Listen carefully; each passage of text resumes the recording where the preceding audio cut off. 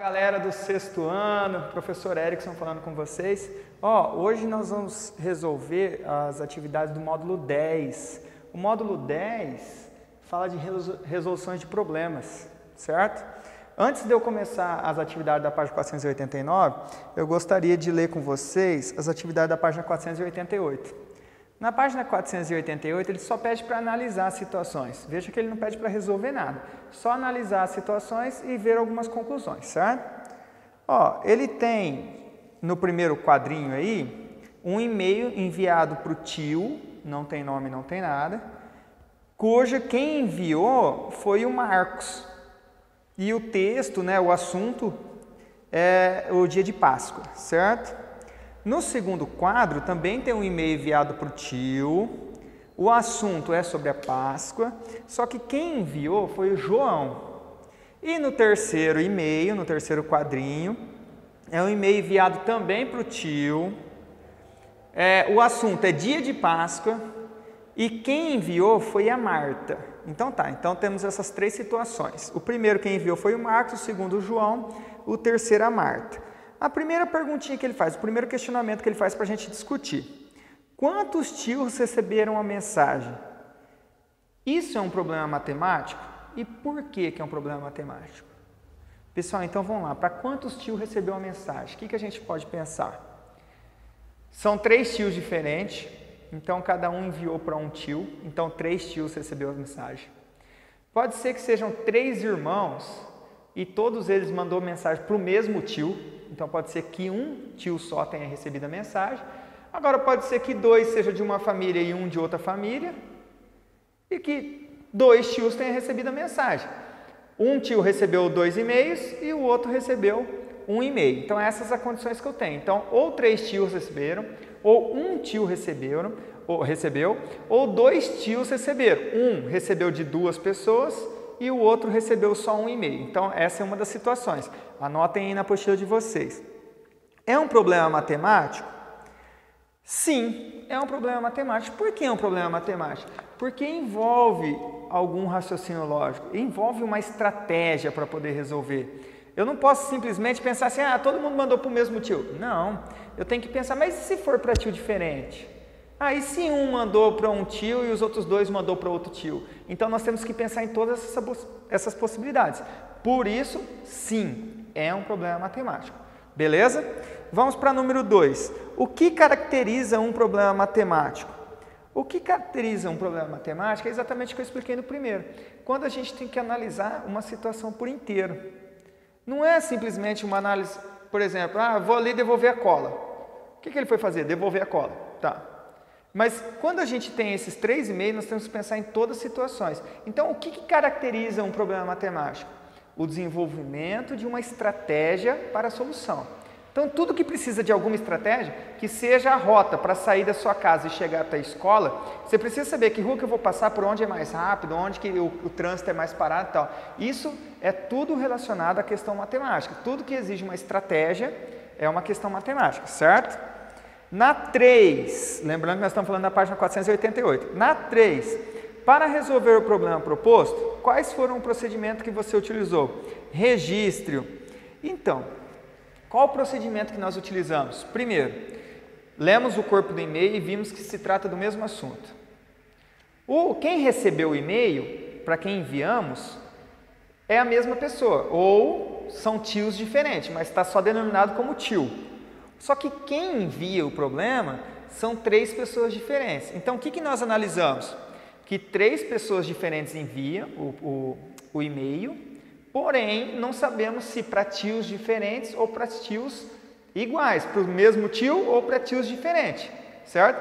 Então, vamos lá, a pergunta, para resolver o problema proposto, quais foram os procedimentos que você utilizou? Primeiro, o assunto é o mesmo, analisamos o assunto é o mesmo. O tio recebeu, não sei qual tio foi, só que são e-mails diferentes, de pessoas diferentes. Então, qual a estratégia que nós adotamos? Qual proposta que nós adotamos? Saber de quem partiu o e-mail. E o e-mail partiu de pessoas diferentes, certo? 4. Para evitar confusões com as mensagens de e-mail, que transformação você propõe para o texto? Pessoal, seria legal a gente colocar, por exemplo, o nome do tio. Porque se todos enviassem para o mesmo nome de tio, nós saberíamos que foi para o mesmo tio. Se fossem nomes diferentes, saberíamos que era para tio diferente. Então, uma das soluções para que não haja problema nesses e-mails é colocar um nome do tio, certo? Beleza, então isso é uma análise, uma reflexão que nós fizemos sobre esses 3 e-mails. Então, a aula começa assim. O que é um problema matemático? O que a gente precisa para resolver um problema matemático? E para evitar certo impasse, o que a gente precisa? Precisamos ter tudo detalhadinho, tudo certinho, dados completos, beleza?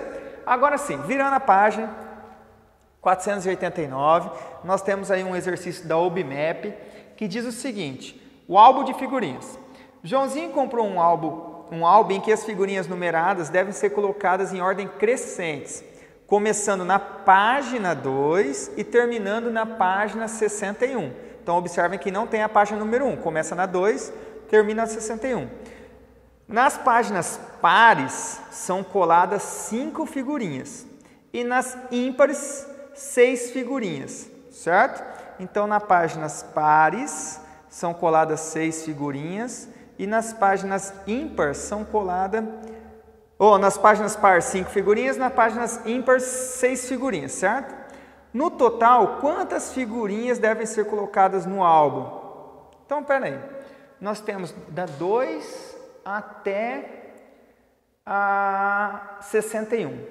Quantas figurinhas cabem nesse álbum se nas páginas ímpares são coladas 5 figurinhas e se nas páginas pares são coladas 5 figurinhas e nas páginas ímpares são coladas 6 figurinhas? Pessoal, é o seguinte, quantas figurinhas foram coladas? Vamos ver primeiro a situação das páginas par. Então, começamos aqui na página 2 e vamos até a página 60. A página 61 não entra porque não é uma página par, certo? O número 1 não entrou. Então, nós estamos no primeiro número par, e dessa relação nós estamos no último número par. Então, no último. Entre o 2 e o 60, existem 60 números. Então, se eu contar 2, 3, 4, 5, 6, 7, 8, 9, 10, vai dar 60, certo? Então, se eu pegar 60 e dividir por 2, por que eu estou dividindo 60 por 2? Porque eu não quero os ímpar. Então, eu vou querer um par, o outro não. Quero par, o outro não. Quero par, o outro não. Então, nós vamos dividir ao meio e nós vamos ter 30 páginas pares. Vou pôr assim, pares. 30. Agora pensa comigo, aqui eu comecei no 2 e fui até o 60, então eu eliminei o 61. Para saber as páginas ímpares, vai ser o seguinte, eu vou eliminar o 2, só que eu vou do 3 até o 61. Então observem, se do 2 até o 60 eu tinha 30 páginas pares, do 3 até o 61, aqui eu tinha tirado 1, agora eu estou acrescentando 1, só que eu estou tirando daqui. Então, vai dar a mesma coisa, vai dar 60 dividido por 2, então eu tenho 30 páginas ímpares. Agora, nós temos o que o enunciado diz, o seguinte: nas páginas pares, 5 figurinhas, nas páginas ímpar, 6 figurinhas. Então, nas páginas pares, 5 figurinhas. Então, eu vou fazer assim, como eu tenho 30 páginas vezes 5, isso aqui é o das páginas pares, mais tenho 30 páginas em que eu vou colocar 6 figurinhas. Então, isso aqui é as páginas pares e esse aqui é as páginas ímpar, certo?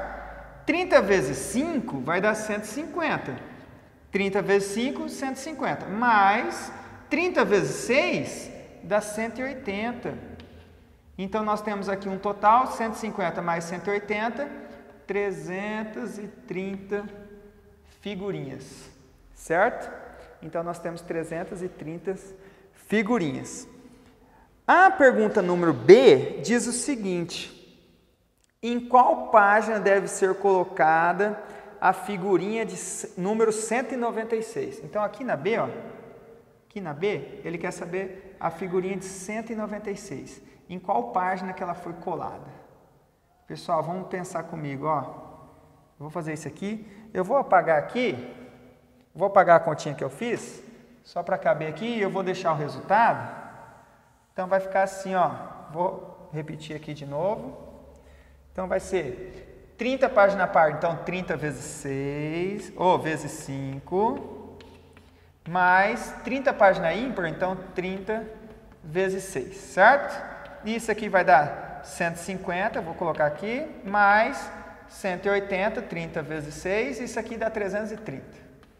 Então, beleza. Então, essa é a resposta da A. Aí, vamos para a pergunta B, ó. A pergunta B pergunta o seguinte: onde que vai ser colada a figurinha de número 196? Pessoal, imagina que esse aqui é meu álbum e ele começa da página 2. Então, tem aqui na página 2 uma página par e eu vou colar na página par 5 figurinhas. Então, aqui na frente eu vou colocar 5 figurinhas. Virando a página, eu terei uma página ímpar. Ó, aqui é a página par. Virando a página, eu terei uma página ímpar. Essa página ímpar, eu coloco 6 figurinhas. Então, na página par, 5 figurinhas. Na página ímpar, 6 figurinhas. Vocês concordam comigo que na folha, então vamos lá, 5 desse lado na par, 6 desse lado na ímpar. Vocês concordam comigo que na folha, eu terei 5 mais 6, 11 figurinhas? Então, 5 aqui no lado da par, 6 no lado da ímpar. Então, na folha, eu vou ter 5 figurinhas, certo? Então, se eu pegar 196 e dividir por 11, 196 dividido por 11, aqui ó, 1 vezes 11 dá 11, sobra 8, baixo 6, vai dar 7 vezes 11, que dá 77, e isso aqui sobra 9. 86 menos 77 sobra 9. Então é o seguinte, ó, nós vamos ter 17 páginas completas, ou seja, 17 páginas com 5 figurinhas e 6 figurinhas, e vão restar 9. Lá no início, nós vimos que ele começa pela 2, então ele começa pela par, certo? Agora nós vamos pensar só nesse 9. Então já fomos 17 páginas e faltam 9 figurinhas. Na página par, na primeira página, nós vamos colar 5. Então quer dizer que na página ímpar, então vai ficar 9 menos 5 que eu vou colar aqui. Aí eu tenho aqui na página ímpar que eu vou colar a figurinha de número 196. Só que qual é essa página ímpar? Qual é? Porque ele pergunta em qual página. Então eu tenho na par, eu vou colar 5, vai sobrar 4, então eu vou colar aqui na página ímpar. Pessoal, ó, voltamos nesse número aqui, ó. 17 páginas já foram completadas, restaram 9. Então nós estamos indo para a 18ª página, certo? E a 18ª página contém uma frente par e uma frente ímpar, certo? Como a página tem dois lados, então eu vou fazer 18, que é a 18ª página, vezes 2, que dá 36. Então a página par, onde eu vou colar as 5 primeiras figurinhas, é a página 36. Virando a página, que é a página ímpar, que é onde eu vou colar a figurinha 196, nós temos a página 37. Então, onde vai ser colada a figurinha 196? Na página 37. Pessoal, é bem complicado mesmo esse exercício, é um exercício da UBMAP, não é fácil. Mas, ó, assistam o vídeo uma vez, 2 vezes, até vocês entenderem, certo? Pega a apostilinha na mão e faça até entender, beleza? Ó, e vamos para C. A C é um pouco complicada também, mas é mais fácil do que a B, por exemplo. Ó, eu vou apagar aqui, depois vocês voltam o vídeo aí e façam a continha de vocês, porque eu vou fazer a C aqui embaixo, ó. A C é o seguinte: para completar seu álbum, Joãozinho comprou muitos pacotes de figurinha. Após colocar a última figurinha que estava faltando, o número de figurinha repetida, o número de figurinhas repetidas eram 8 vezes o número de figurinhas colada. Se o álbum custou R$20 e cada pacote com 5 figurinhas custou R$2, quanto o Joãozinho gastou? Pessoal, então nós temos, ó, o valor do álbum. O valor do álbum, R$20. Certo? O pacote com 5 figurinhas custou R$2. Então, para saber o valor total, eu preciso saber quantas figurinhas ele tem. Então, figurinhas coladas tinha um tanto, e sem colar, as repetidas era 8 vezes mais. Então, na verdade, ele tinha uma colada e tinha 8 desses números sem colar. Então, na verdade, ele tinha 9 vezes o número de figurinha do álbum. Se colado ele tinha 330 e sem colar ele tinha 8 vezes mais, então ele tinha 330 mais 8 vezes 330. Então ficaria assim, ó, 330 mais 8 vezes 330. Porque o que ele tinha repetido era 8 vezes mais do que o que ele tinha colado, certo? 330 mais 8 vezes 330, eu já fiz a conta aqui, ó, vai dar, isso aqui vai dar 330 mais, deixa eu achar aqui, 2.640, somando esses dois, nós temos um total de 2.970 figurinhas, certo? Cada pacote de figurinha vinha 5, então eu tenho que dividir isso aqui por 5. 2.970 dividido por 5, eu já fiz a conta aqui, dá 594. Então vamos lá, ó. 594 é o total de pacote de figurinha que ele comprou, certo? Quanto que custou cada pacote? Cada pacote custou R$2. Então vai ficar assim, ó, 594 pacotes que ele comprou vezes R$2. Então 594 vezes 2 vai dar 1.188, certo? Só que ele comprou só as figurinhas? Não, o álbum custou R$20. Então tem nesse valor somar R$20. Aí ele vai ter um total de gastos de R$1.208. Ó, essa é a resposta da C. Quantos reais ele gastou de figurinha? Ele gastou R$1.208. Beleza? Então a informação que ele traz é o seguinte, ele tem um tanto colado e tem 8 vezes mais sem colar. Então 300 mais 8 vezes 330. Fiz a conta, deu 2.970, dividi por 5 por quê? Porque cada pacote vem 5, deu 594.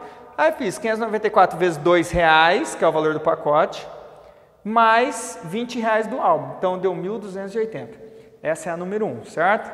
A número 2, também da OBMAP, fala o seguinte, pessoal, ó, um quebra-cabeça diferente. Marília tem 7 peças de madeira como ilustrado ao lado, aí tem as 7 peças aí do lado, acompanhe. Ela brinca de cobrir todas as casas dos tabuleiros retangulares, ó, eu desenhei aqui para vocês, dos tabuleiros retangulares, sem uma peça sobre a outra. Cada peça deve cobrir exatamente 4 casas no tabuleiro. E realmente, vocês podem ver aí que todas essas peças têm 4 casas. Então, todas elas têm que cobrir 4 casas. Não pode ficar para fora, não pode ficar ponta para fora, certo? Aí tá aí 2/6, tá? Aí, A. Cubra o tabuleiro abaixo usando 3 tipos de peças de marília. 3 tipos de peças de marília. Pessoal, ó, tem várias respostas. A que eu separei para vocês é essa aqui, ó. Ela vai pegar a primeira peça, que é o quadrado. Então, beleza, ó, ela vai cobrir essas 4 casas aqui com o quadrado. Beleza? Então, o quadrado cobriu essas 4 casas. A segunda peça que ela vai pegar é esse L, que está deitadinho aí, ó. Então, isso aqui é uma maneira dela cobrir, com esse L. Então, ó, a primeira peça o quadrado, a segunda peça esse L. Esse L aqui, ó. certo? E a terceira peça é o L que está em pezinho aí, ó. É esse L aqui, ó, a terceira peça. Beleza. Então essa é uma das maneiras. Professor, eu encontrei outra. Beleza, tem várias outras, certo? Na B pede o seguinte: qual a peça que não cobre o mesmo número de casa branca e o mesmo número de casa cinza? Pessoal, a única peça que não cobre o mesmo número de casa branca com o mesmo número de casa cinza é esse T que tem aí, ó. Ó, se essa aqui for branca, essa aqui vai ser cinza. A próxima vai ser branca. E a de baixo também vai ser branca. Ele é a única peça que não cobre o mesmo número de casa branca e o mesmo número de casa cinza. Ele sempre vai cobrir 3 brancas e uma cinza, ou o contrário, 3 cinzas e uma branca, sempre, beleza? E a C, ele pede assim, ó, explique por que Marília nunca cobrirá todo o tabuleiro. Pessoal, ela nunca vai cobrir o tabuleiro por causa exatamente dessa peça aqui, ó.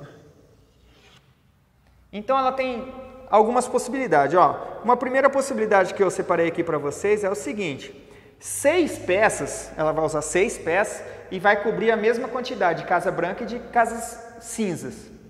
Só que a outra peça, uma única peça, que é esse T, vai cobrir só uma cinza e 3 brancas. Então nunca vai fechar, sempre vai ficar faltando uma cinza, porque todas as outras peças vão cobrir 2 brancas e 2 cinzas, certo? Essa peça aí, ela não cobre 2 brancas e 2 cinzas. Ela cobre 3 brancas e uma cinza, ou 3 cinzas e uma branca. Então, para cobrir todo esse tabuleiro, ela nunca vai conseguir. Então, dessa maneira, será impossível de cobrir o tabuleiro. De cobrir esse tabuleiro. Vou pôr aqui, esse tabuleiro.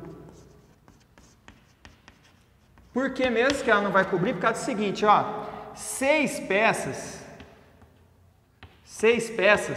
vão cobrir 2 cinzas, eu vou abreviar aqui, tá? E 2 brancas. 2 cinzas e 2 brancas. Uma peça vai cobrir 3 brancas e uma cinza, ou o contrário, 3 cinza e uma branca. Então sempre vai ficar uma casa sem cobrir, beleza? Nunca vai conseguir. Pessoal, esses são os exercícios do capítulo 10. Tem a tarefinha do em casa aí para vocês fazerem, faça. Qualquer coisa pergunte, tirem as dúvidas da nossa aula, beleza? Fui!